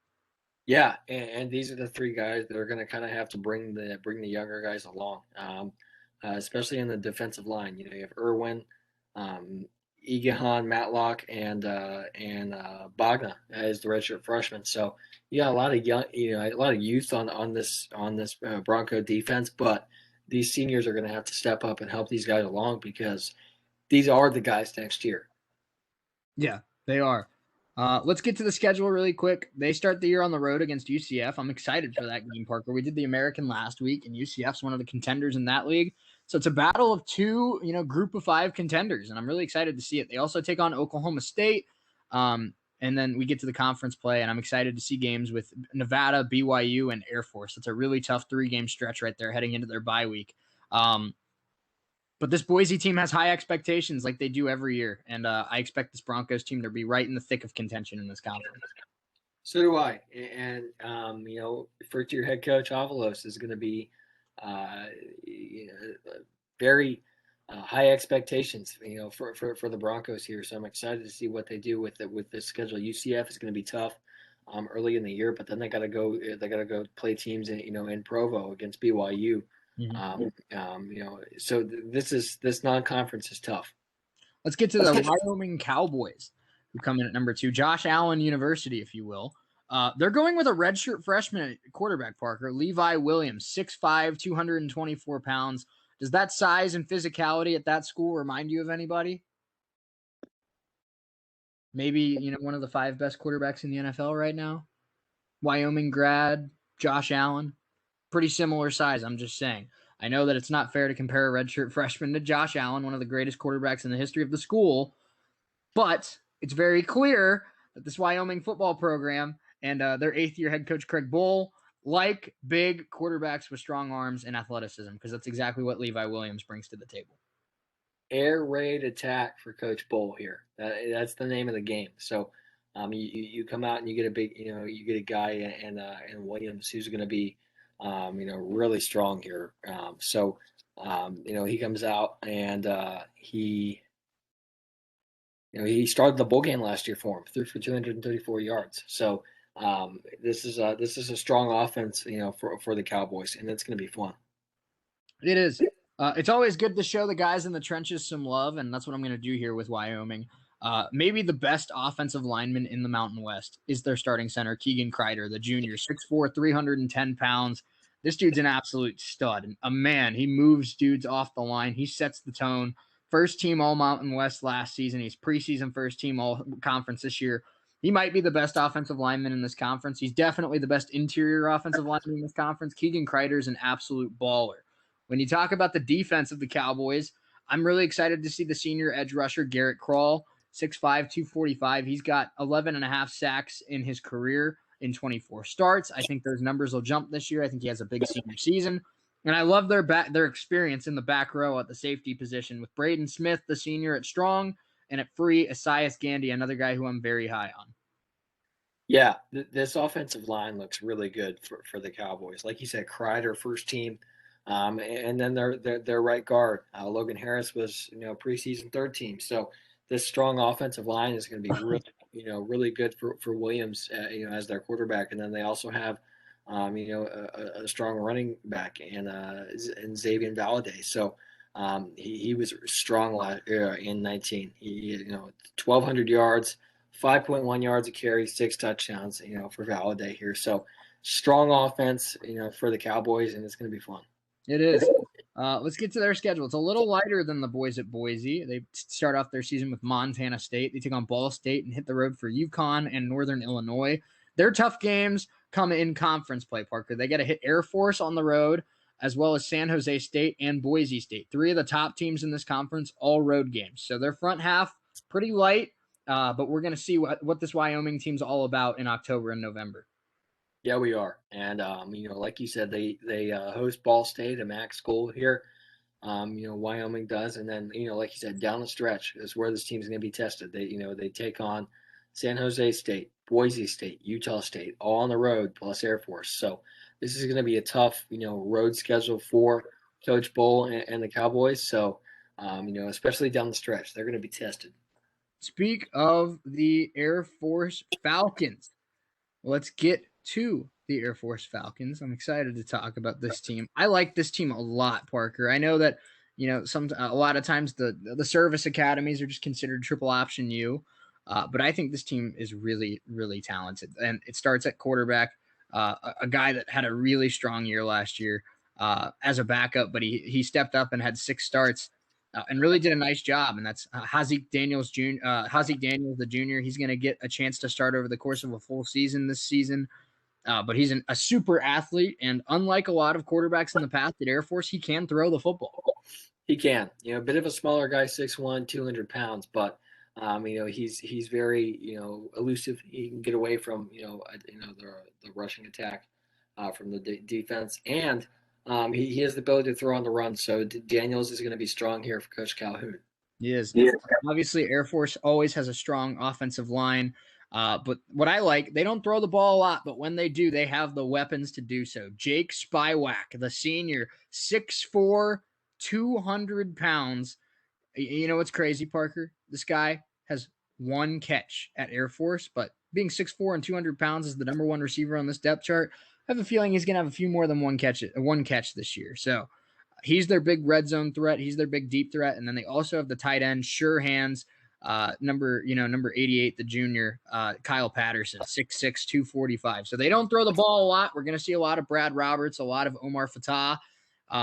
But when they do, inevitably they lull defenses to sleep and take their shots. And when they do, Spywack and Patterson are some awesome options. Yeah, and they are. And, I love this offensive line a lot. I really do. Lots of experience on this O-line. 2 juniors, at the center and right guard positions. The youngest guy is a sophomore, McCullough, at left guard. And then you have a senior holding down the right side, and then a sophomore over on Daniel's blind side. So this this offensive line has experience. They're a well put together unit, and this is going to be a fun team. When I think of Air Force defenses, Parker, I think of linebackers, and this team has some outstanding linebackers. The inside guys, DeMonte Meeks, Thaddeus Blackman Sr. and Junior, Meeks the senior, Blackman the junior, 6'1", 230, both of them are, and they both are outstanding play callers. And then on the outside, Air Force runs a 3-4, but on the outside, 2 really talented senior pass rushers, Lakota Willis, who has in 8 starts, 6 tackles for loss and 47 tackles. And then on the other side, you have Caleb Humphrey as well, the senior, who last year in 6 games didn't play as much as Willis did, but he has a ton of speed and a ton of athleticism, 6'3", 240. I expect to hear Humphrey and Willis get to the quarterback quite a bit this year. Yeah, I do too. And this is going to be really fun. This defense, one thing I'm noticing, very experienced. Not one sophomore in the starting lineup here for the Falcons. So all juniors and seniors here, especially this linebacker, it's going to be fun. It is. Yeah. Let's look at the Air Force Falcons schedule this year, Parker. They take on a game that I'm really excited about. Week 2, they hit the road to take on Navy. And I know Navy had a rough year a year ago, Parker. But when we discussed the American Conference last year, we both expect the Navy midshipmen to bounce back this year. So it'll be a good matchup between 2 service academies early on in the season. A little later on in the year, they hit the road, take on Boise. They also face San Diego State at home. And then, of course, the Air Force Army game in the first weekend of November. They end the year with Nevada on the road and UNLV at home. So it's not a super insanely tough schedule, but you have your fair share of tough conference games, and then also the service academy games are always fun to watch. Yeah, and this is going to be a fun schedule for Coach Calhoun and company. They host Lafayette to begin the season. Go on the road to Navy, host Utah State. FAU is going to be tough. And then they go to New Mexico, to Boise State. And then they host West Point, which is going to be fun. And how fun is this, Parker? Army and Air Force this year is going to be at a neutral site in Arlington, Texas. How fun is that going to be? It's going to be a blast. And, like you said, these academy games are always fun. But this Army West Point team is tough. They've won the last few Army Navy games, at Arlington, at AT&T Stadium in Arlington, and two of the military academies. So it's going to be fun. Yeah. Let's move on to Colorado State, who's the next team that we'll talk about on this list. They have a senior quarterback, the first senior we've talked about today, in Todd Centello. Or Todd Centio, excuse me, Todd Centio. But he doesn't have a ton of experience. He only had one start last season, Parker. This is a team that loves to run the football. And we're going to see a lot of David Bailey this year, the junior. This dude is an absolute tank. 6 foot, 240 pounds. He spent 3 years at Boston College, transferred to Colorado State, and he's going to be a workhorse in the Rams offense. He is, and he's going to be fun to watch. He really is. And I'm excited to see what he does. There are a bunch of talented running backs on this roster, but none more talented than David Bailey. He comes in from Boston College, had 500 yards last year, to throw in 7 touchdowns. So bringing in Bailey, this is going to be a fun Colorado State team. It is. And their defense is extremely experienced. Every starter on this defense, either a junior or a senior. But you look at it, Toby McBride, Manny Jones, Devin Phillips, Scott Pacton, 3 of those 4 seniors on the defensive line. They have the very talented nickelback Linwood Crump, who had great seasons at Temple. A lot of transfers on this team, Parker. Logan Stewart at strong safety, another guy who I'm very excited to watch. And then their top corner, a little undersized, but he is a ball hawk. 37 tackles and 5 pass breakups and 7 starts last year. Marshawn Cameron, one of the best one-on-one corners in the Mountain West. Yeah, and this defense is, it's another experienced one. Very, very few, younger guys on this defense. Not one sophomore in the starting lineup. Again, here, Shea. So Steve Addazio is, in his second year here at Colorado State. So I'm excited to see him come out and see what they do. Their schedule is not easy. It's not easy. They open up the year hosting South Dakota State. They host Vandy, right? And then they host Vandy, and then further down in the schedule, they go to Iowa. So it's going to be a tough one. Yeah, it is. And we've spent a lot of, the schedule portions so far talking about the tough conference games, but I'm glad Colorado State's got a tough non-con. They play Vanderbilt at home, like you said, and then hit the road for Toledo, who's no pushover in the MAC. Toledo's really good at the Glass Bowl, and then Iowa as well, a Big Ten team that expects to, be competing for a trip to the Big Ten championship this year. So it's not an easy schedule by any means. And I mean, it's a team that could get off to a slow start, but it could also battle test them for conference play. Yeah, it could, and this is a team that they're statistically didn't have the best year last year, but I'm looking forward to this year for them. Utah State Aggies come in next on this list. I'm excited. They have Logan Bonner, the junior at quarterback, who had a strong season last year, 15 starts in his last 4 years at Arkansas State. The grad transfer, but completed almost 60% of his passes, 30 touchdowns, only 9 interceptions. Parker. He's going to have a really good opportunity here to be, the next star quarterback of this conference. I'm excited to watch him. But what I'm really excited to watch, they have a lot of faith in this freshman, John Gentry, at running back. 5'10", 195. He gets the nod over the senior Calvin Tyler as the starting running back. And so what I like about this Utah State team, Parker, they're young, but the duo of Bonner and Gentry could be the next superstar duo of this league. Yeah, Aggie football in Logan this season is going to be fun. Bonner is a great player, and he joins a brand new head coach here at Utah State. That's Blake Anderson. Formerly the coach at Arkansas State. For 6 or 7 years. So this is going to be a fun one for the Aggies. I'm looking forward to them. They of course they have a freshman coming in. He's going to start, John Gentry here. And their wide receiving core, is relatively undersized with the exception of the sophomore McGriff, who's 6'6", 220 as a wide receiver. So he's going to be their big red zone threat. And then their number one receiver in Devin Tompkins, who's going to be the smaller kind of shifty, quick route runner guy. He's standing 5'8", Mhm. 160. So this offensive unit for Coach Anderson is going to be fun. Yeah, they Utah State loses one of their top receivers from a season ago. Who and that would have been Jordan Nathan. But so they're looking for what I'm curious about with this team. They're looking for that next guy to step up, and I think it's going to be Justin McGriff, sophomore, doesn't have a ton of experience, doesn't have a ton of playing time, but Parker, he's got the build to be a star wide receiver, and not just the Mountain West, in all of college football. 6'6", 220 pounds, very quick for someone that big. And he has an outstanding, jump ball tendency. So this is a guy, halfway point of the season, we could be talking about Justin McGriff as the best wide receiver on this roster. We could, and they're going to be fun. McGriff, a really tall wide receiver. 6'6" is insane for a wide receiver. He could almost play tight end, Shea. And he He might be a glorified tight end, to be real. Right, and Bonner has some taller targets here. He has McGriff at 6'6", tight end Carson Terrell at 6'5", the senior. So this offensive unit for their new quarterback here in Utah State is going to be fun. And this defense is not not a pushover unit either. They got no juniors in the starting lineup, all seniors and sophomores. And I'm looking forward to seeing what this defensive unit does also. Absolutely. I couldn't agree more.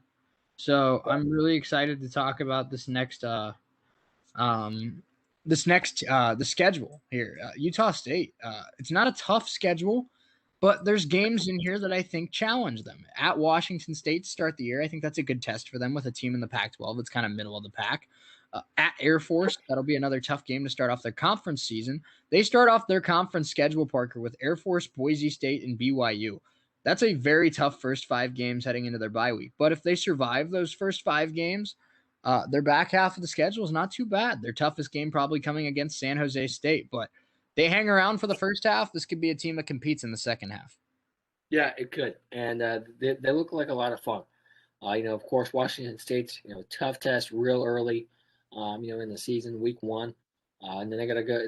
They host North Dakota, which is not easy, also, and then BYU. BYU is always tough, so and then you get further down, further down the schedule. Last 2 games, host Wyoming, and then travel to New Mexico. Yeah. So this one's going to be fun. Next, the final team we'll talk about in the Mountain Division, in the Mountain West, is the New Mexico Lobos, led by head coach Danny Gonzalez in his second season at the helm. They're led by quarterback Terry Wilson, the transfer from Kentucky, Parker. And this was a guy that had a lot of success at Kentucky. He was a guy that Kentucky won 8 games, 2 seasons ago. And Terry Wilson was the quarterback behind that. So New Mexico, not by any means considered one of the more higher expectation teams in this conference, but Terry Wilson, with a guy like that under center, it's a team that could very well surprise some people. It could, and this New Mexico team under Danny Gonzalez, he's going into his second year here, and, in Albuquerque. So this is going to be a fun one. They have Terry Wilson, the senior, of course, at the helm here. So, and then Bobby Cole at their running back. This is going to be a fun team. They're relatively experienced here, with the exception of red shirt, few freshmen on this offensive unit. The right tackle Bailey is a freshman, and then C.J. Boone, redshirt freshman here for the Lobos. It's going to be fun. Yeah, it is. When we talk about this defense, first of all, let me tell you how much I love that New Mexico calls their safeties wolves in their in their plays. And their 2 wolves are very, very good. And the seniors, Jarek Reed and Patrick Peak, both of these guys, ball hawks, both of these guys really good at kind of seeing everything on the field before it happens. So these guys are going to be the leaders of the defense, as well as the seniors on the defensive line, Ben Gonzalo and Joey Noble. But I'm really excited to see Jarek Reed and Patrick Peak in the very unique wolf role on the Lobo defense. Yeah, I am too. And this defense looks real strong. They have Noble as the senior. Those 2 guys you just talked about. Really strong players. A guy that I'm really looking forward to is the freshman Tavian Combs. Comes in 6'2", 205. And he's going to start here as one of the one of the backers here. So it's going to be a fun team. Peak and Reed are real strong, very similar in size as well. Peak 5'11", 200, and Reed is 5'10", 192. So very similar in size, for these safeties, and they're going to be a strong unit. They are. Let's look at the schedule. It's not a tough one, other than one big game. Obviously, they play UTEP, Houston Baptist, New Mexico State. None of those super tough. But they also head to Kyle Field and take on Texas A&M. And I don't care how well Terry Wilson plays. I don't see any way that this team beats Texas A&M and Kyle. I don't either. And they have, it's not a terrible schedule, but this Texas A&M team is going to be good. There's really like you said, no way that they beat this Texas A&M team. But crazier things have happened. That's very true. Appalachian State, right? And so they host Air Force, and then they play. They end the season in Fresno, in Boise, and then host the Aggies of Utah State. So this New Mexico schedule is not terrible, with the exception of Texas A&M Aggies. I firmly believe, and we'll get to the SEC towards the end of the summer. We're trying to save the SEC and the Big Ten for the end, obviously, if you couldn't tell. But Texas A&M is a really good football team that doesn't need a lot of help. But I will admit, College Station, Texas, and Kyle Field, one of probably the 5 toughest places to play in college football. It's possible, and it's one of the biggest stadiums. It's huge, massive. That whole campus is huge. It's the second biggest campus in the country, only to Central Florida. Yeah, it's insane. So this Lobos team is going to be real strong, but there's no tougher test than Texas A&M, maybe with the exception of teams like Ohio State. Absolutely. Let's move on to the west side of the Mountain West. And it starts with Nevada, picked by Phil Steele to be the favorite in this conference. And it's because of their quarterback, Parker. This team has the best quarterback in the conference, and there's not much debate for it. Carson Strong, the 6'4 sophomore, for last season as a true freshman in 2019, threw for 2,900 yards, 70% completion percentage, 27 touchdowns, 4 picks. Last year in 10 starts, 2,400 yards, 63% completion, 11 touchdowns, 7 picks. This guy was the Mountain West Offensive Player of the Year last year. He's very well could be again this year. He's an absolute animal. And I think most people would agree he's the best quarterback in this league. And because he's the best quarterback in this league, he gives Nevada a chance to win every game. He does. And he has some very talented receivers here. A common thread here in the Mountain West. You have a smaller guy, route runner, quick, speedy guy. And then you have the bigger red zone threat. That smaller guy is Melquan Stovall, the sophomore, 5'9", 185. He's their top receiver, and then the bigger guy, 6'4", 215, Elijah Cooks, the senior. So it's going to be a fun unit. And then they have tight end Cole Turner, the junior, 6'6", 250. So this team is going to be fun. Yeah, this defense, I will say, this defense has a lot of experience on it, especially in the front seven. Sam Hammond, as well as Cameron Toomer, hold down the defensive end positions. You have Dominic Peterson and Zach Mahana in the middle. And then at linebacker, Dayan Henley. It's such a big thing. Lawson Hall as well. It's such a big thing, Parker, especially for competing teams in college football. I said last week, and I firmly agree with this, I'd put the most talented guys on the field. I don't care how old you are. But to have a senior at middle linebacker is such a weight off the coach's shoulders. And Lawson Hall is a big help for this Nevada football team. He is. And this defense is, another very experienced unit. Only one sophomore, in the starting lineup, and that's Esisima, I think is how you say his name. I think you nailed that, actually. The sophomore corner.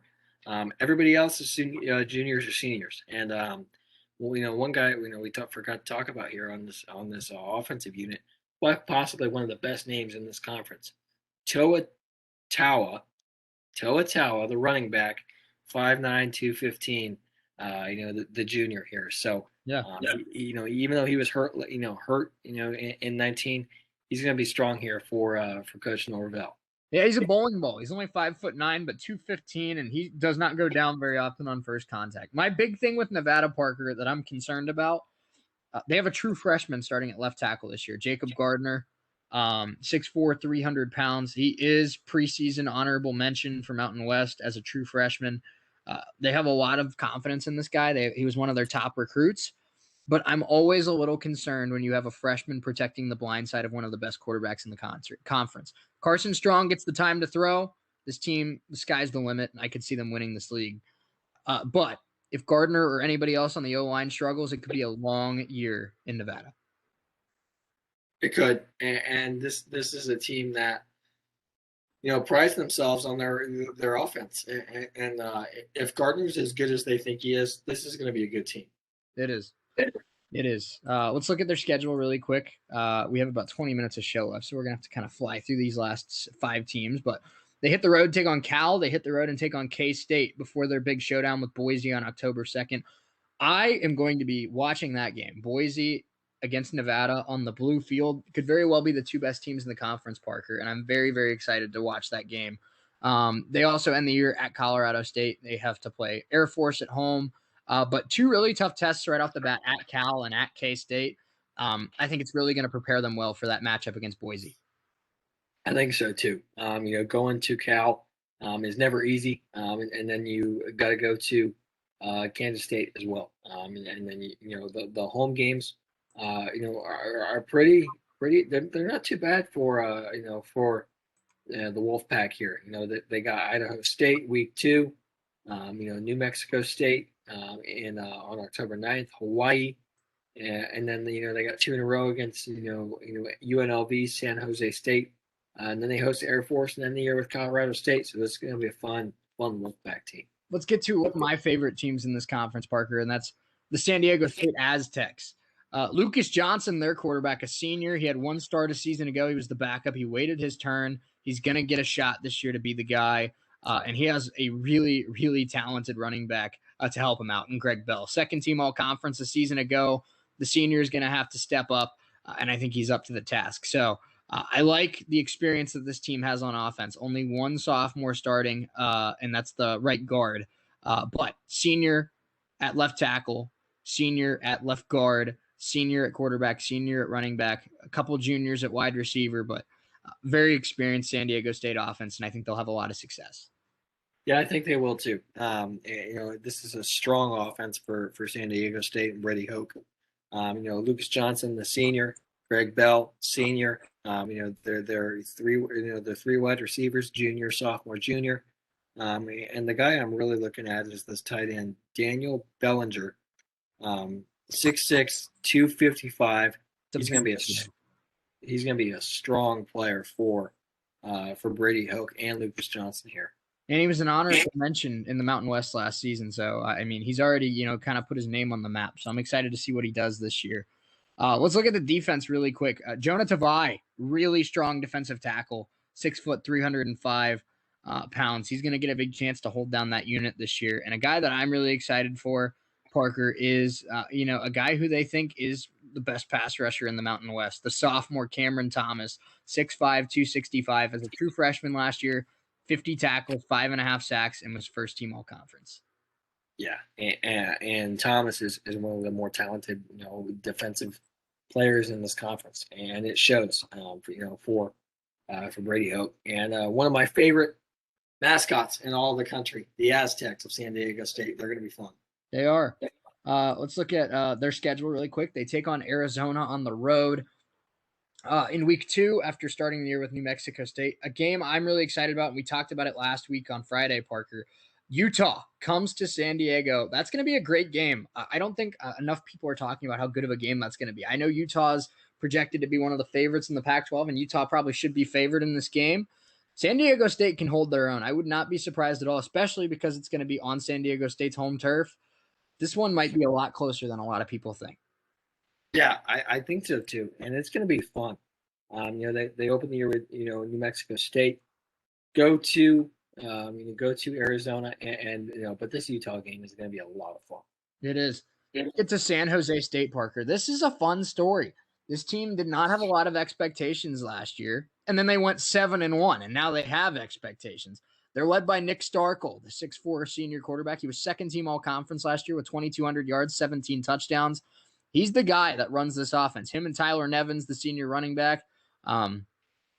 outstanding players, and I'm very excited to see these two at work. But Nick Starkel put this team on the map last year, and now he has a chance to put them in the Mountain West Championship this year. He does, and they look like a lot of fun. Starkel's going to be really good, for him. He threw, in his second start of his career, threw for 467 yards, 5 touchdowns against New Mexico. It's going to be fun. And yeah, he got knocked out, the week after that against San Diego State. But this running back, Nevins, is going to be really strong here also. One thing that really worries me with this Spartans team, the receivers are a bit undersized. They really don't have a big red zone threat, with the exception of the tight end and Derek Deese, who's the senior, 6'4", 250. But their receivers core looks, they're younger and they're a bit undersized. So Yeah. That's one thing that worries me about this. But this defense is going to be a lot of fun. It is. Tyson Parker, the senior, and then they have at corner Nehemiah Shelton, the junior, and Kenyon Reed, the redshirt freshman. So I'm excited for this one. Absolutely. I'm another guy that I'm really excited about. The reason why Nick Starkel succeeds so much on offense is because I think they have the best left tackle in this conference. Jack Snyder, 6'5", 310-pound senior. Last year, had 12 starts last season, only allowed 4 quarterback pressures. First team all conference. That's what you want out of your blindside protector. Nick Starkel has the confidence to make plays because Jack Snyder protects him all day long, all season long. And as long as Jack Snyder's manning down that left side, I think Starkel has the chance to put up first team all conference type numbers. On defense, a guy that I really like. I'm a sucker for free safeties, Parker. I love guys that play center field on that defense. San Jose State's got a good one. Jay Leonard, 6'1", 209 last season, and in his career, I should say, in 30 starts, 220 tackles. And he's going to get a big chance here. He's going to be the leader of this defense. He's the only senior. He's going to be the leader of the secondary, because he's the only senior. Yeah, he is. This schedule, it looks like a lot of fun. Of course, the biggest game on the schedule, week 2, in Los Angeles at USC. That one's going to be really fun. How about the quarterback battle in that game? Nick Starkel versus Caden Slovis. Yeah, that's going to be fun. Another one I'm looking at, here in the non-con is Western Michigan. They'll go to Kalamazoo and take on Western Michigan. But they end the year, November 13th, Utah State and then they have a bye, and then end the year at home against Fresno State. They do. It's a tough schedule. It is.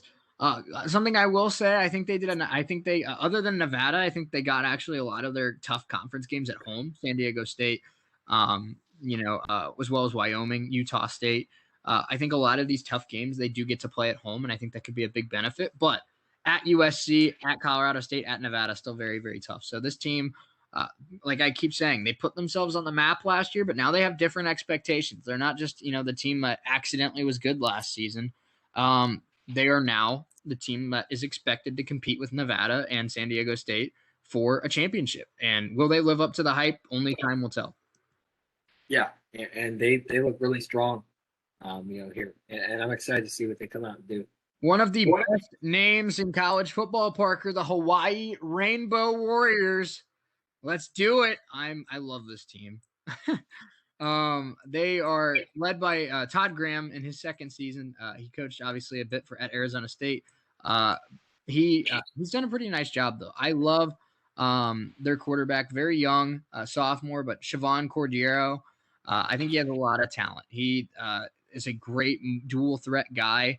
Threw for 1,300 yards and 14 touchdowns in 4 starts last year. Also had almost 500 rushing yards. This is a playmaker, man. He's only a sophomore, but this is a guy that makes the smart play. He's really, really mature for his age.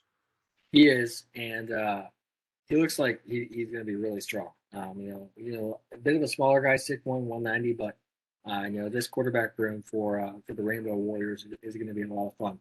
Of course, they have a freshman, that's going to start here at running back or tailback, and that's Day Hunter, 5'10", 210. This unit for Coach Graham is going to be really fun. They have the wide receiver Jared Smart, the senior, 6 foot, even 195, and then they have Jonah Pinnock, the redshirt freshman, 6'2", 185. Their big guy, of course, is the tight end, Jonah Laulu, sophomore, 6'6", 265. He's their big red zone target. And if we're going to talk about their really big guy, we talk about their center, Cole Laval, the senior, 6'6", 350 pounds, Parker. I don't care where you're a nose tackle at. I don't care, if you play in the SEC. You could have Alabama's nose tackle go up against this guy. I'd take him. 6'6", 350. That's a brick wall. It is. And this offensive line, relatively experienced here. You have, Laval, the senior, Vaipulu, the junior, Vanderpool, the junior, Pryor, senior, and then on the left side you have Manning, the junior as well. So really experienced offensive line here for the Rainbow Warriors. I'm stoked about these corners, Parker. Hugh Nelson, the sophomore, 6'2", 200 pounds. He played one game at Georgia, transferred to Hawaii. This dude was a former big-time recruit, 4-star. This is a big get for Hawaii, and he's going to be a lockdown guy from day one. And then Cortez Davis, the senior, he was second-team All-Mountain West last year, and I don't think he expected to be the number 2 corner on this roster, but the duo of Nelson and Davis, this could be one of the best secondaries in the conference just because both of those corners I expect to be locked down. I do too. This is going to be a fun team. I'm really looking forward to seeing what they come out and do. And their schedule looks like a lot of fun. They open up the year against UCLA in Los Angeles, and then they have to go to Corvallis, take on the Beavers of Oregon State, and then they come home for a few games. After that, San Jose State, Fresno State, and then end the year hosting Colorado State, and then in Laramie against the Wyoming Cowboys. Absolutely. And the Mountain West in the conference schedule is going to be an absolute dogfight because like 80% of these teams, Parker, are playing teams in the Pac-12 to get battle tested. Well, what happens when everybody's battle tested at the same time? Absolute pandemonium. And I think that's what we're going to see in the Mountain West this year. Yeah, I think so too. A lot of these teams are very evenly matched. So whoever's been tested more, whoever has the tougher non-con schedules, I think are the teams that we're going to see emerge as favorites in this conference. Yeah. The next team we're talking about is Fresno State, and this is a team that usually has championship expectations. This year, maybe kind of more of a retooling year. Jake Haener is going to be their quarterback. That's a big problem for this team. They don't know who really is going to be the quarterback. This is a transfer from Washington. He's only played 4 games in his career, but he's expected to be the guy right now. They also have Logan Fife and Jalen Henderson competing for that spot as well. But Ronnie Rivers, one of the best running backs in this conference. He was first-team all-conference a year ago. He's going to be, the workhorse in this offense because as of right now, Fresno really doesn't know what direction they're going at quarterback. Right, and this running back room is going to be tested. If the quarterbacks struggle, running backs are the name of the game here. Ronnie Rivers, 900 yards, 13 touchdowns in 2019. And he's going to be really strong, and it's going to be a lot of fun to see what they do. And one guy I'm looking out for, this guy, the right guard, Elijah Carson, the redshirt freshman, 6'8", 330 pounds, absolute mammoth of a human being. Yeah, and their left tackle is very similar size, 6'7", 330, and one of the best names you could ever ask for if you're going to be a left tackle, Parker, Dante Bull. Yeah, I mean, how about that? So we've seen a lot of really fun names here. Absolutely. And this secondary is a unit that I'm really looking forward to. They have the senior strong safety Deontay Perry, 6', 190. Played last year at UCLA. Comes in from UCLA to Fresno State. And he's going to look like he's going to be really strong for Coach DeBoer. And then you have the sophomore Evan Williams, 6', 198 here. So this secondary for Fresno State is going to be a lot of fun. For sure. A couple guys that I'm excited about as well. David Perales, the junior, 6'3", 237 at defensive end. Second team all-conference a year ago. He had 4 sacks and 5 tackles for loss and 6 starts. And another guy that I'm really excited to see is this nickelback. True freshman Justin Houston. No, not the guy that played edge rusher for the Chiefs. But nickelback, freshman, 6'5", 200 pounds. This is a big dude. Could end up being kind of one of those hybrid guys that plays a little safety, a little corner, a little linebacker, even blitzes at times. I am very excited for the future of Justin Houston at Fresno. Yeah, I am too. And with the way he's built, a strong nickelback here, and maybe I don't know. We've seen some guys do this. Maybe we'll see him kind of convert, play a little offense, play a little wide receiver. We've seen guys do that plenty of times. So He's a true freshman, Parker, and this might be unfair to kind of do this to him right before he plays a game. But he looks like he looks like he could end up being the Mountain West's version of Isaiah Simmons. yeah, and and that's a lot of hype coming in, to your freshman year, at Fresno State. So this one's going to be a lot of fun. Another tough test for a Mountain West team. I almost said whack. Another Mountain West tough test for a Mountain West team going up against Pac-12 opponent. Fresno draws Oregon in week 2. They start the season against the UConn Huskies, and then they head to Eugene to take on the Oregon Ducks. They also play UCLA.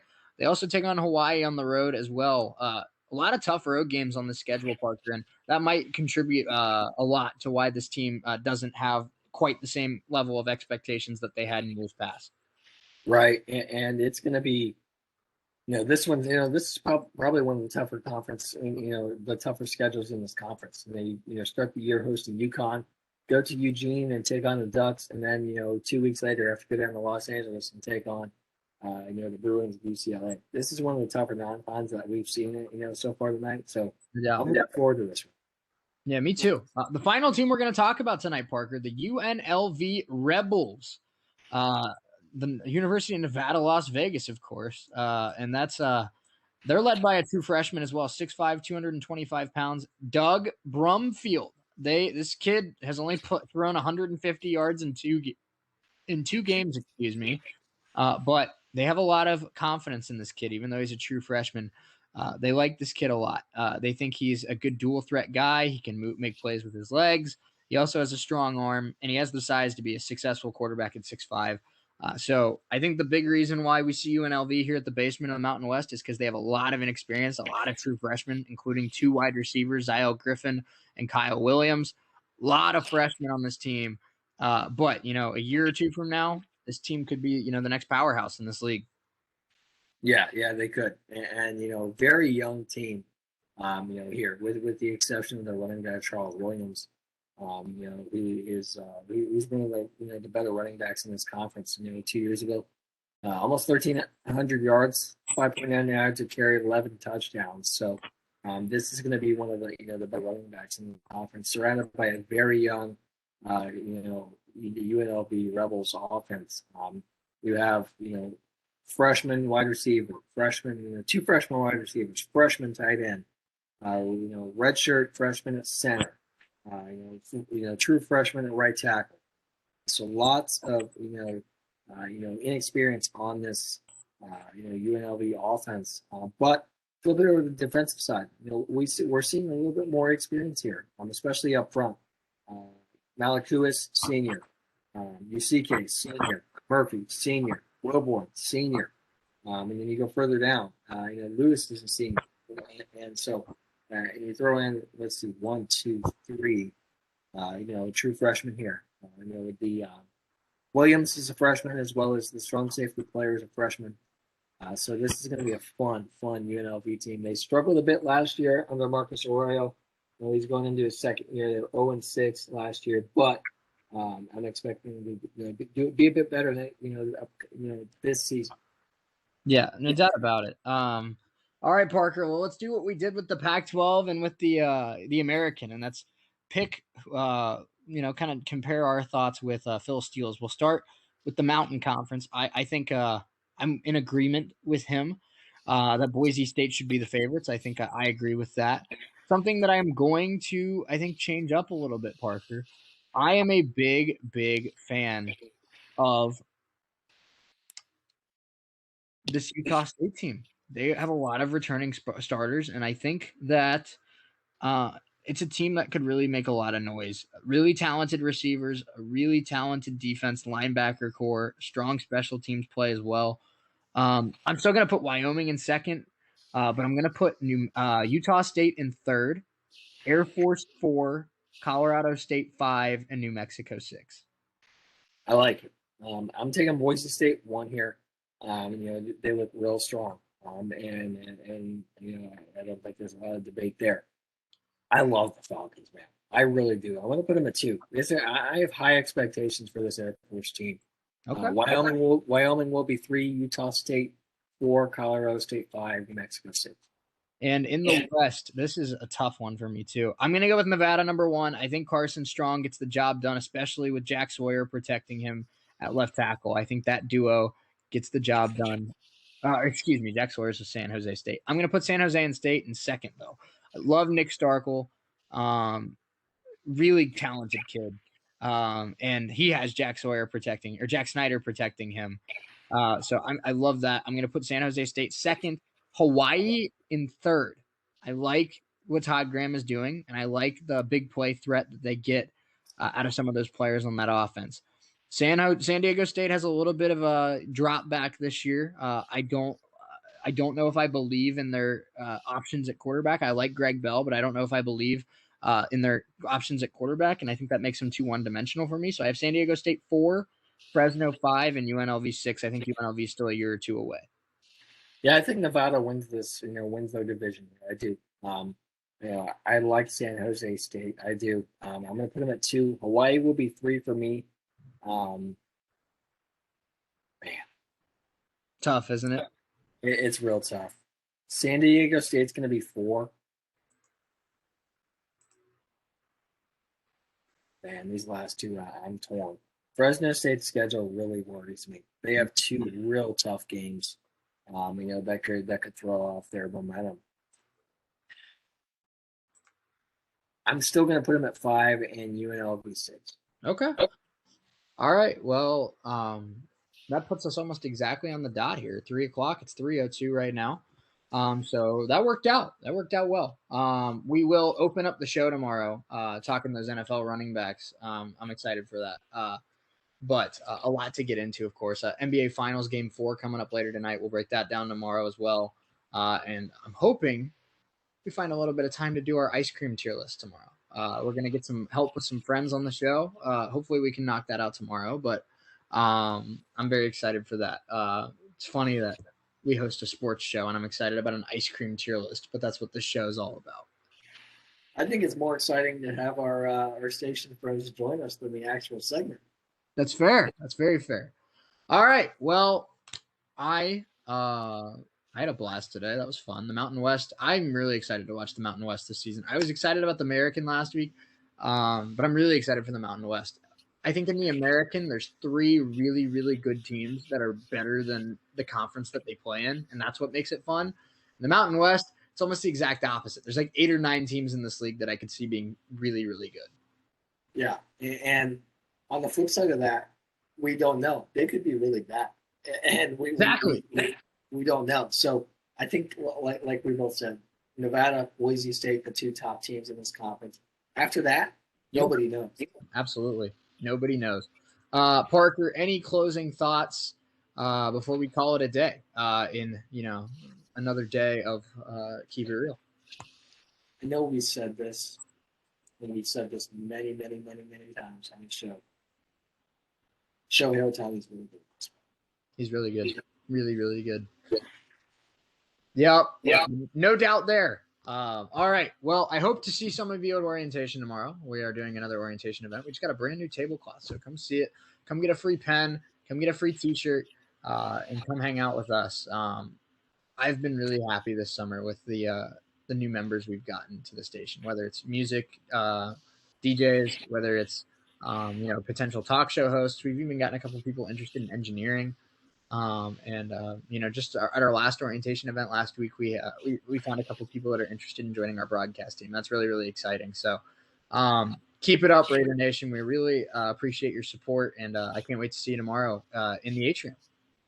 Yeah. The support and the interest that people have had for joining us has been something that I have not seen since I've been here. And I know you've said that you haven't seen it in a long time. So I'm excited to for this upcoming year. Can't wait for next month and for the fall to start. Can't wait for the freaking party cruise at the end of the year, man. Like the staff's buzzing about it. It's gonna be it's gonna be a blast. We're gonna be the first org in the history of Wright State to celebrate with a cruise, win or lose. but it will. It'll be a win. It'll be a win.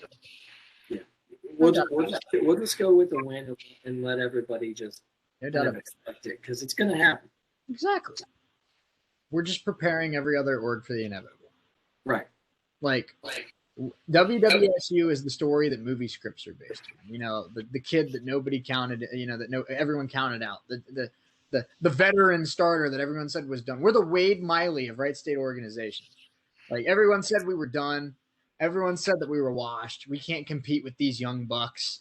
And we come out throwing an 85-mile-an-hour cutter and nobody knows how to act. And now we have a 2.7 ERA at the All-Star break. And everyone's like, oh, my goodness, Wade Miley's back.